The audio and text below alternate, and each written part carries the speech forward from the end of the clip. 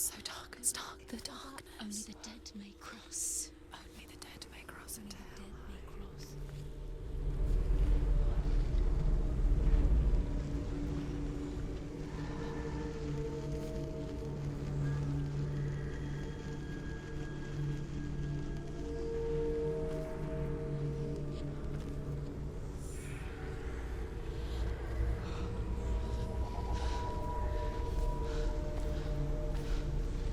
Truth?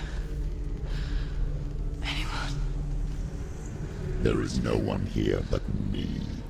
Not you. Did you think that I would let you go? That you lost me back in the wilds? I will never let you go. You can't get rid of me. I am your shadow. And I will be watching when you draw your last dying gasp. I'm not ready to die. You will be when you see what they did to your dear beloved.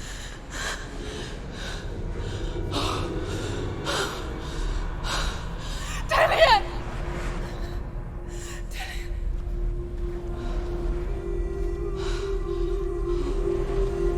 In this waking nightmare, where all dreams come true, you searched for control, a way to pull through. When you were in love, you left him in tears, to smother your furies and banish your fears. But in darkness they came, through stormy black seas they raided these shores. Do you still hear his screams? And now that you're home, he's so far away. They've taken his soul. To these gods you cannot pray. They can break you, but not your promise. Even death won't keep you apart. Through his darkness you will find him. In your sword still beats a heart. You fought for love unspoilt by your darkness within. You fought for your dreams. Now there's no way to win. In the head of his corpse lies the seat of his soul. So you must carry his vessel to bring him back home.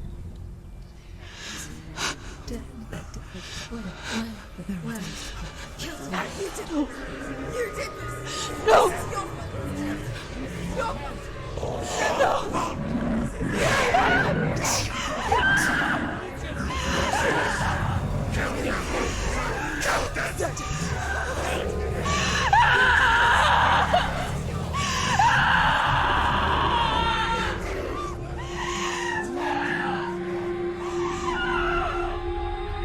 They can break you, but not your promise. Even death won't keep you apart. Through this darkness you will find him. In your sword still beats a heart.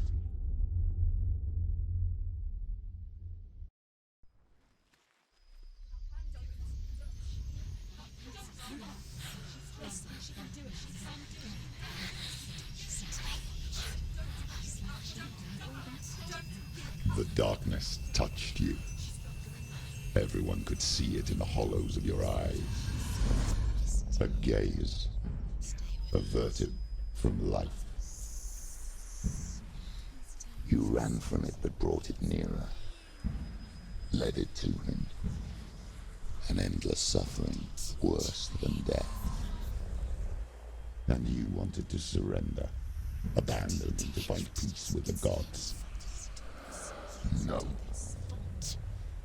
The darkness won't allow it. So you will walk into the lair of the beast. Look it in the eye, and you will go to war. This is your mission. This is your quest. There is nothing else left.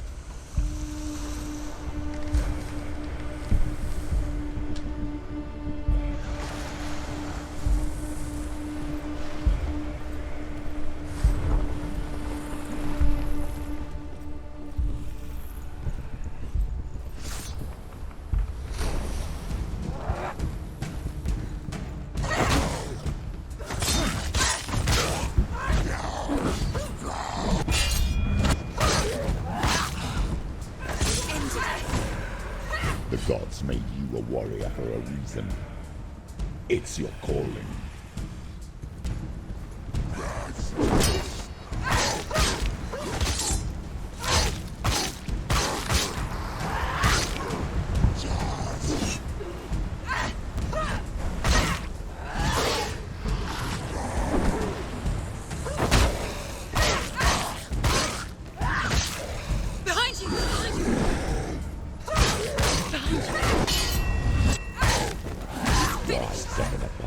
When there is a new road ahead, the only one that makes any sense.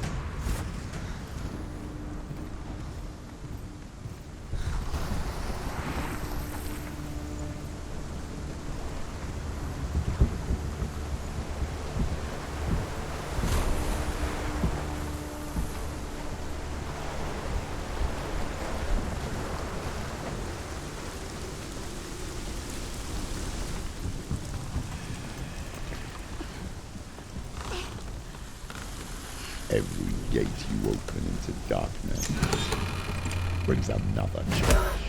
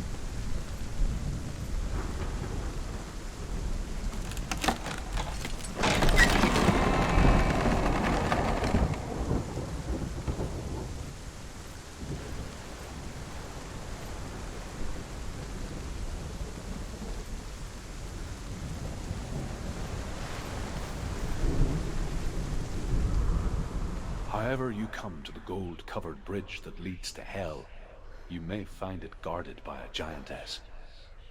She will ask your name. She will ask your lineage. She will ask your business.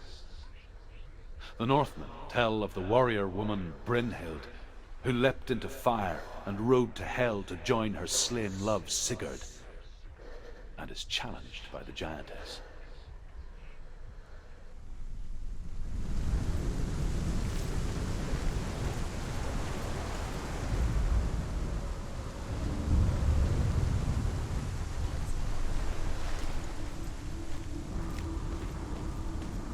The journey to Helheim is never a straight one.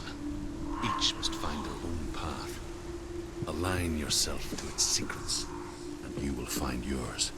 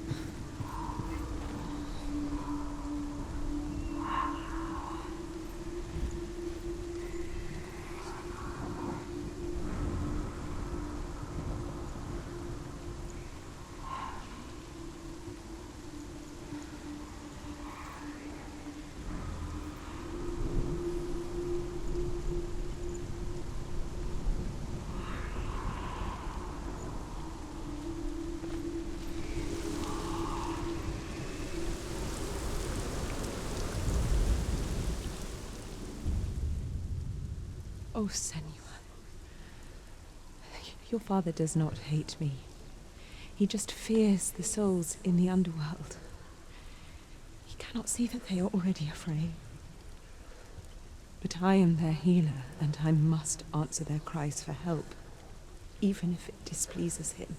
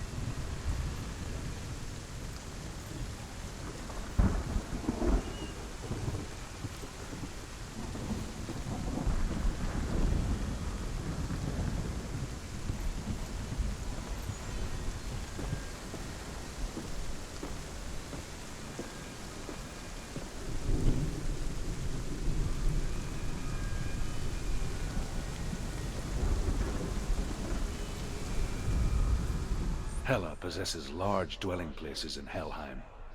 Tall are her walls, high are her gates. The name of her dish is hunger. Her knife is famine. On her threshold all will stumble. Her bed is called sick bed, and her bed hangings are called flames of a funeral pyre.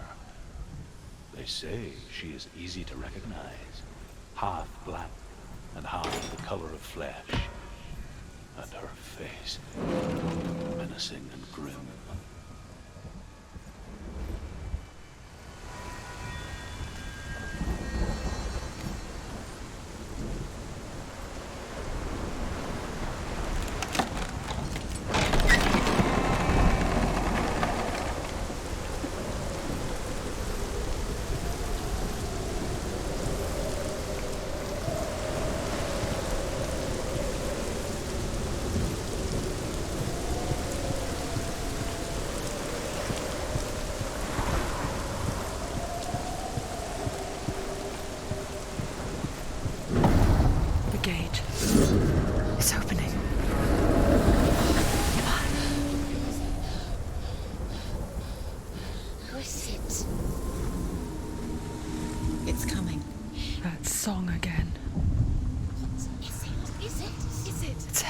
Yes, the source of the darkness. It's coming. This is your moment.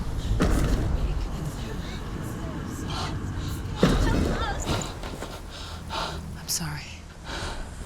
I can't watch this. What are you doing? You're showing weakness. You're not a warrior. You're a disgrace. The gods will punish you for this. Pick up the sword. Pick it up. Fight the darkness. Fight it. Get up. Get up. Get up and fight.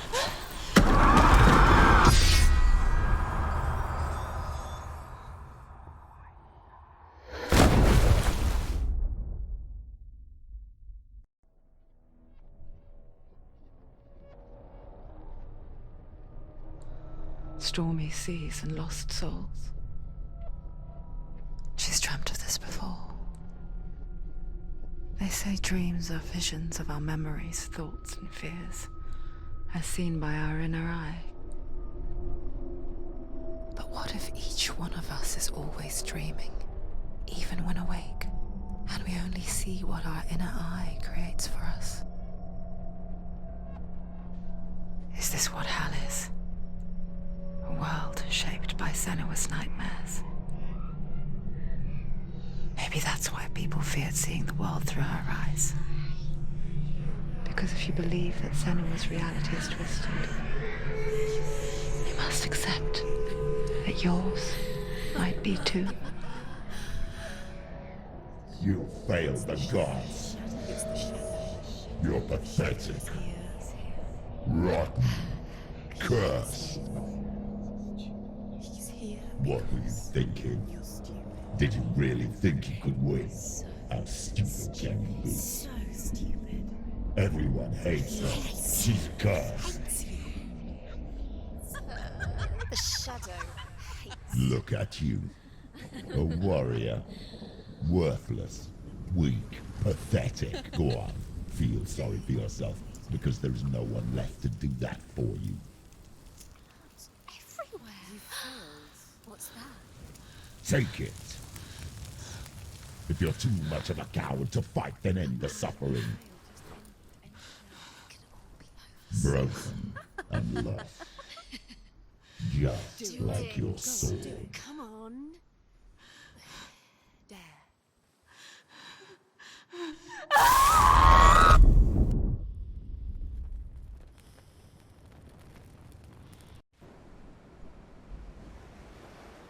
Why go on when you give everything and face that which torments you, only to find that it is worse than you could have imagined?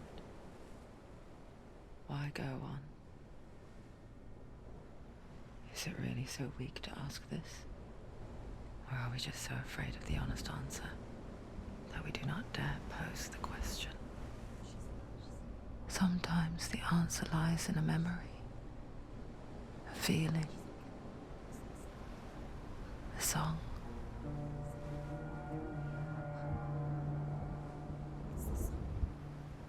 It's not real. It's a trick. It's not real.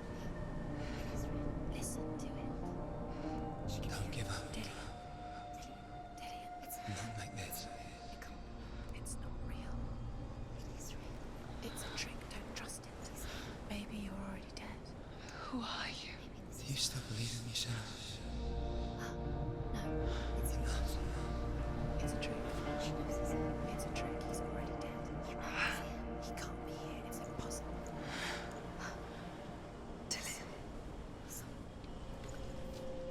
Come to me. Please. The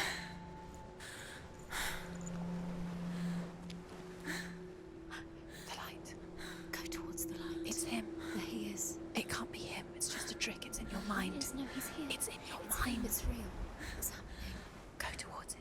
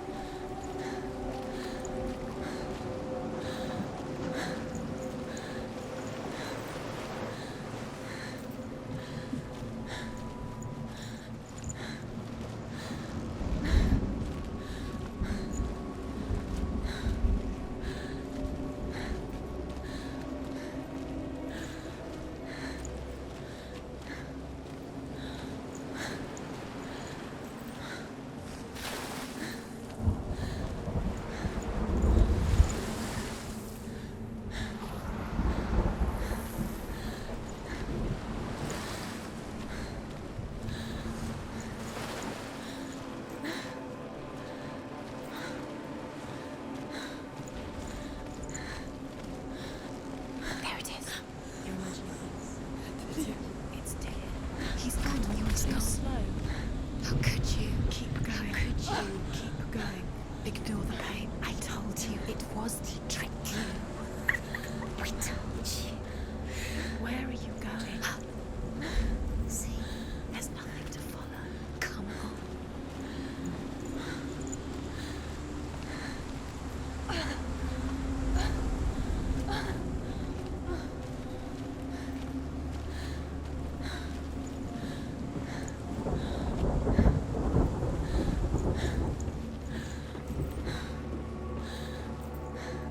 Before she first met him, she was not in a good place.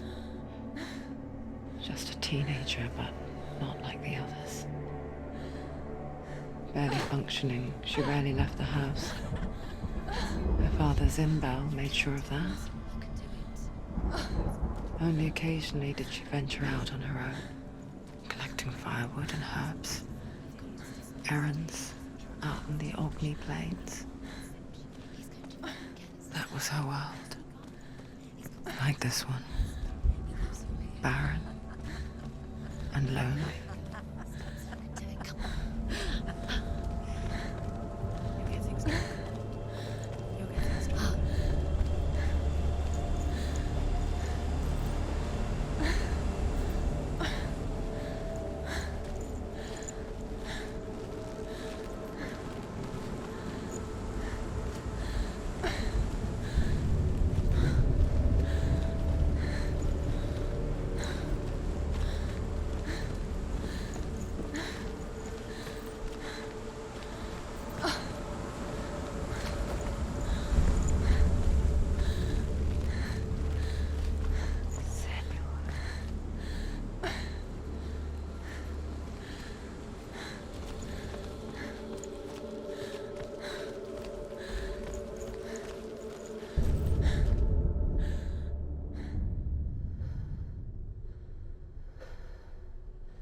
Senua, there will be times that you will feel alone and exhausted, like a strange little fish swimming against the tides of the big ocean. But have the faith to let go and let the tide carry you away. Because the whole ocean is your home, and it does not ask you to swim against it.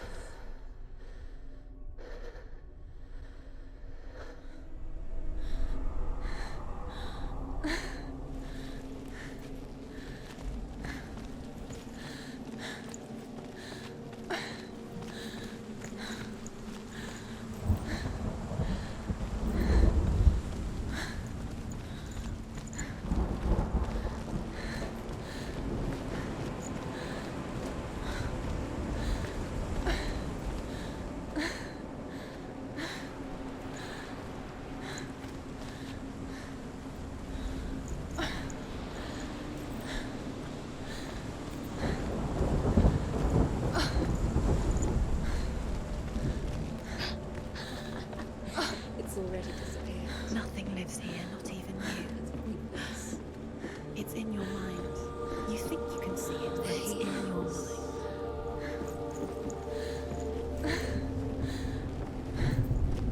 There he was, the lone figure of a boy.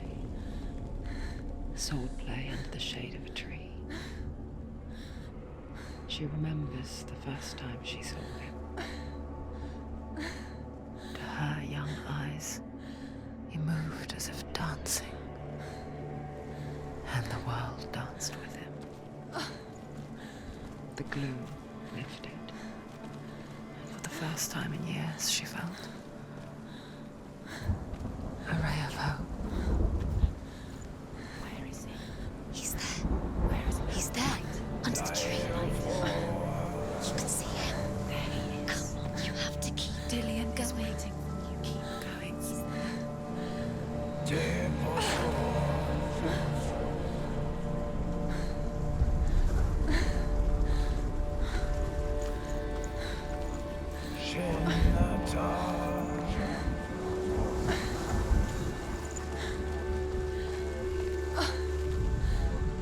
The Northmen tell of a great hero.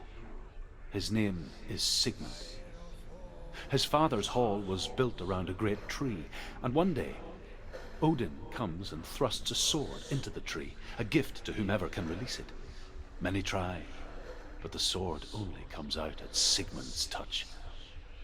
His brother-in-law, King Siggeir, wants it, but Sigmund refuses him, so King Siggeir plots revenge. He invites Sigmund and his brothers to a feast, but when they arrive, they are met with an army, not a warm welcome. King Siggeir captures Sigmund and his brothers, steals his coveted sword, and readies them for execution.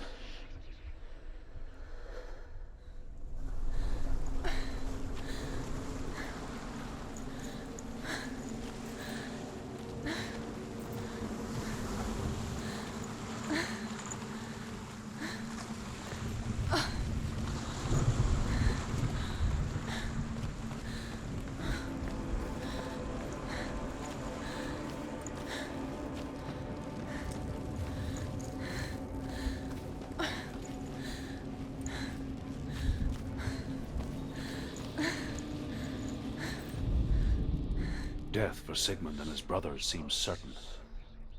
But the king's wife is Sigmund's sister, and she begs for mercy and implores the king to chain them up instead. He agrees. Not for mercy, though, but because he plans an even more cruel and lingering death. Chained to a tree in the forest that night, a she-wolf comes and devours one of Sigmund's brothers. She returns, ravenous, night after night, until only Sigmund is left. The next day, Sigmund's sister sends a servant with honey to smear on Sigmund's face. But to what end? Well, that night, when the she-wolf appears again, you'll never guess what happens.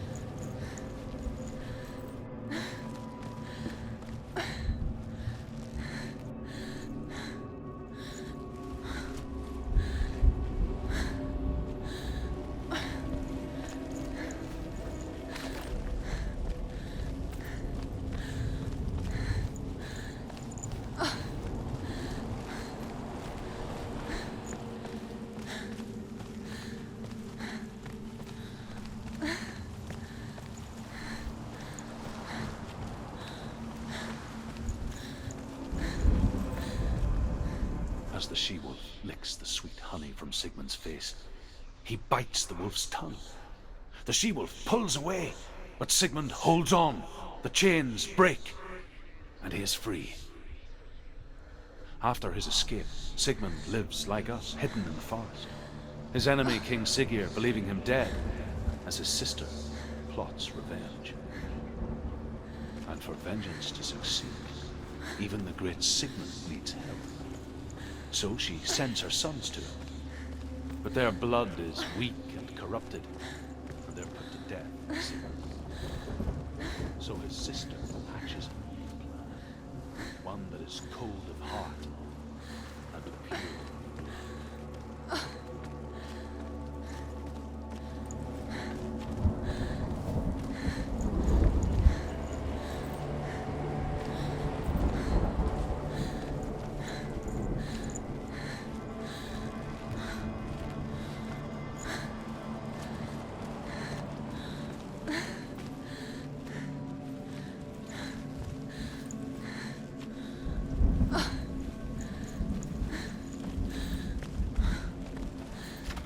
Day after day, watching from afar, she mimicked him, perfecting her own secret dance,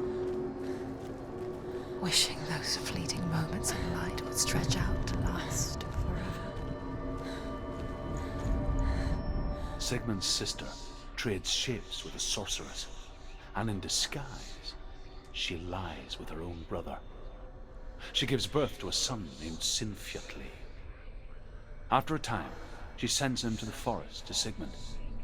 He tests the boy and finds him strong and fearless, and so they go to take their vengeance on King Siggeir.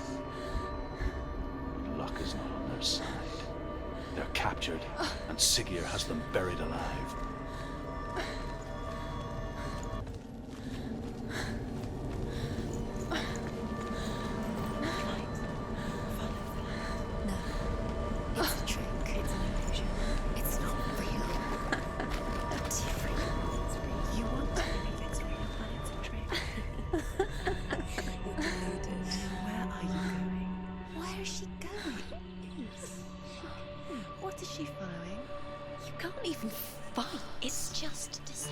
How does he so effortlessly court the world and bliss? If only she could do the same. See the world through eyes anew and dance with it, just like he does.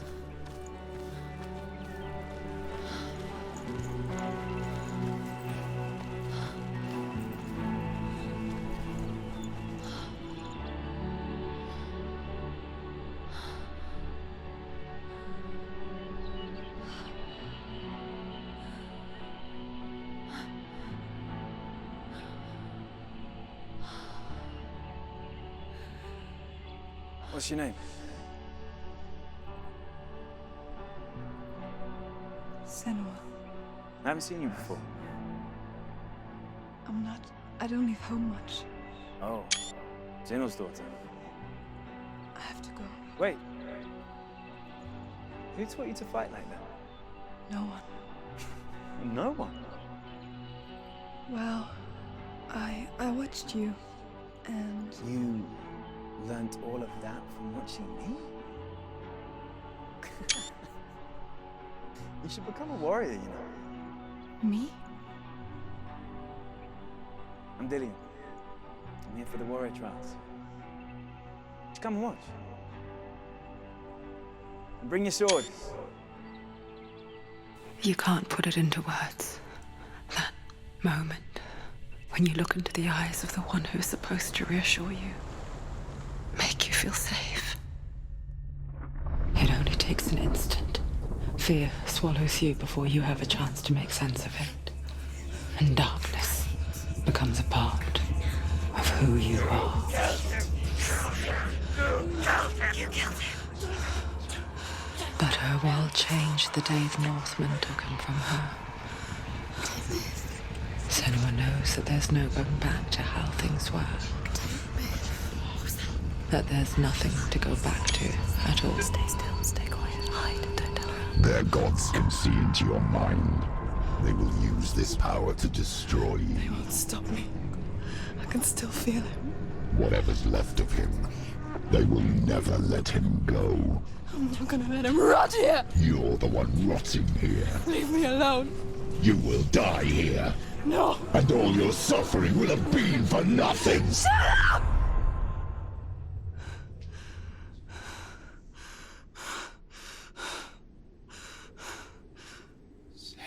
Dillian?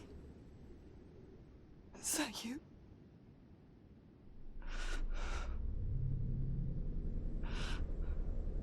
I'll find you, my love. I promise.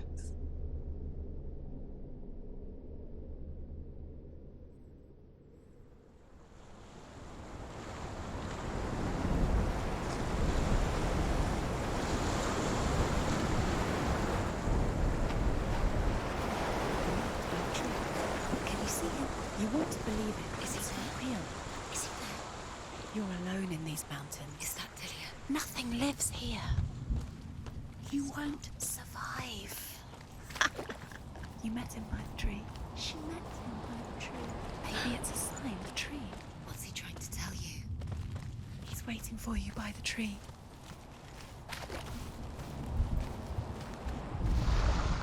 As Sigmund and Sinfjotli are being buried alive, Sigmund's sister throws an armful of straw into the grave mound. Hidden in the straw is Sigmund's sword, the gift of Odin. They cut their way out of the grave mound and set fire to Siggeir's hall. The king burns to death. Sigmund calls to his sister to come out so that she may live and be honored. She does come out, but only to tell him the truth. That she had slept with him, her brother, to beget a strong avenger. I am not fit to live, she says, and walks back into the fire. Strike vengeance from your heart, Senua, as there is always a heavy price to pay.